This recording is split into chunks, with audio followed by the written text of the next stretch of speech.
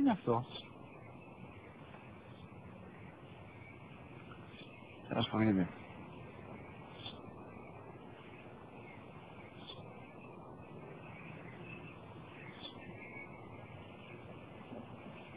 Τι είναι αυτό? Μόλις τώρα στο πω, πατέρα, σπαγγίτι είναι.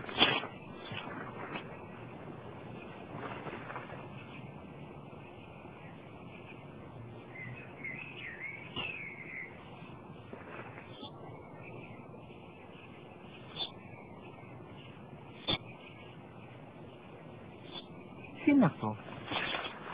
Ένα σπουργίτι είναι, πατέρα. Ένα σπουργίτι. Σπου-γι-τι!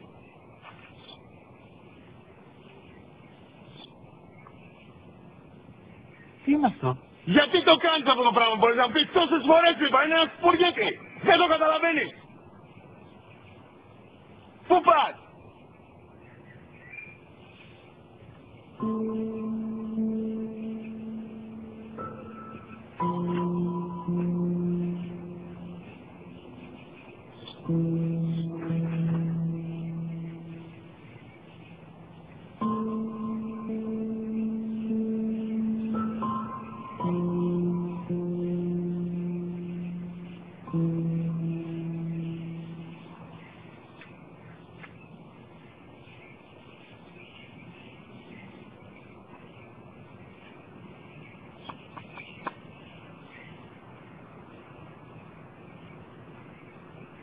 Δυνατά.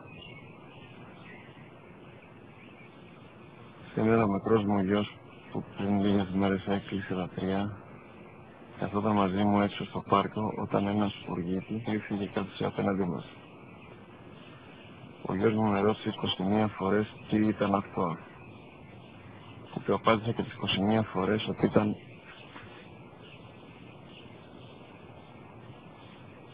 ένα σπουργίτι. Τον αγκάλιασα τρυφερά και τις 21 φορές που μου έκανε την ίδια ερώτηση, ξανά και ξανά, χωρίς να εκνευριστώ, νιώθοντας στοργή για το αθώο μου αγοράκι.